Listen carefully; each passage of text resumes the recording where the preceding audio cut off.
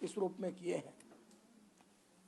आज हम उनको भी याद करते हुए श्रद्धांजलि अर्पित इस रूप में करते हैं।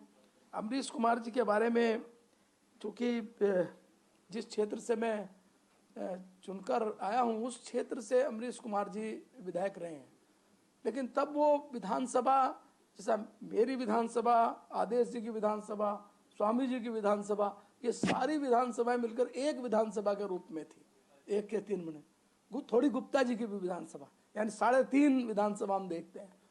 और कभी उन्होंने राजनीतिक दल में रहते हुए, दल की प्रतिबद्धता आदमी के साथ हमेशा रहनी चाहिए, लेकिन उन्होंने जब क्षेत्र और दल की प्रतिबद्धता में छांटने का विषय आया, हमेशा उन्होंने क्षेत्र की प्रतिबद्धता पसंद की, उन्होंने दल की प्रतिबद्धता सेकंड नंबर पे रखी।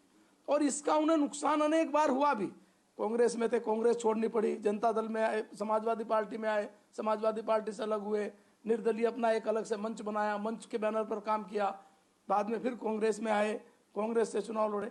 यानी एक दृढ़ता के साथ अपने विषय को रखना और एक आंदोलन कैसे चलाया जा सकता है एक नेता के रूप में।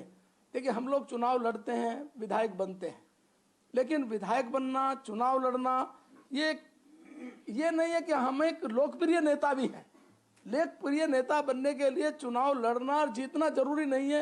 ये अमरीश जी के उस जीवन में हम लोगों ने देखा है।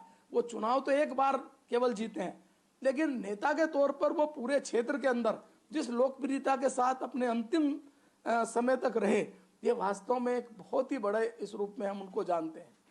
कई बार हम लोग उनकी बात को जानते हैं कि वो जब सामान्य बातचीत करते थे तो बातचीत में वो हमेशा से सामने वाले व्यक्ति को जो एक सही बात होती थी हमेशा बोल देते थे कि ये इस प्रकार से होना है। और कई बार उनको इसका नुकसान इस रूप में होता था कि जैसा सामने वाला व्यक्ति कोई बैठा और उसको कोई बात कह दी तो वो व्यक्ति सामने गई, बस अब कुछ भी होगा, अमरीश जी को इस बार हमें चुनाव नहीं लड़ने देना। और ऐसा हुआ 89 में जब चुनाव थे, सब लोग जानते थे कि जनता दल का उस समय बड़ा पीपी सिंह का इस रूप में देश के अंदर एक वातावरण बना था और सब लोग उनके पास गए विभिन्न राजनीतिक दलों के कि आप इस चुनाव को लड़ लीजिए। तो उन्होंने जो उनके पास गए चुनाव लड़ाने के लिए, वो उनसे काफी जूनियर इस रूप में थे। उन्होंने कहा, ले बताओ ये मुझे चुनाव लड़ाएगा आप? और उन्होंने कहा इसके बजाय तुम इनको टिकट दे दो। और टिकट दिया ही नहीं, उनको जिता के विधायक भी बने। 2004 में लोकसभा का चुनाव था।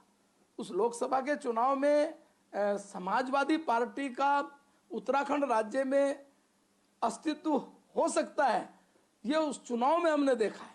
उस चुनाव में उन्होंने समाजवादी पार्टी से एक सांसद के रूप में टिकट दिलवाने के बाद और एक बहुत बड़ा ऐसे वातावरण का निर्माण हुआ जो राजनीतिक रूप से एक विपक्ष में रहने के नाते हमने विरोध किया होगा और करने का जो राजनीतिक रूप से होता स्वाभाविक भी है।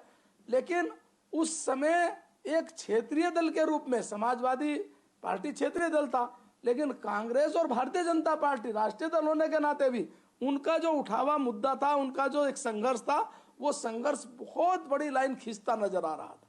और खींचता ही नहीं आ रहा था, वो सीट उन्होंने जीत कर और एक वातावरण इस रूप में बनाया कि हाँ, ये वास्तव में संघर्ष की कैसे जीत हो सकती है। आज जैसा संघर्षशील नेता भी हमने खोया है।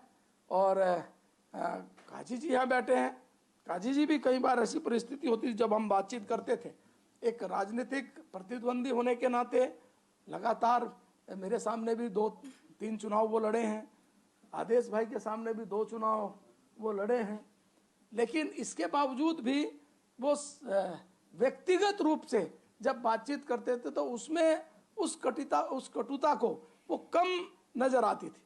लेकिन जैसे ही व्यक्तिगत रूप से अलग होकर बातचीत करते थे तब वो अपने एजेंडे से कभी टिकते मिकते नहीं थे, फिर एजेंडे पे खड़े होकर बात करते थे, चाहे कोई कितना भी उस रूप में देखे, और वो एजेंडा उनका अस्पष्टता की तरफ रहता था। तो आज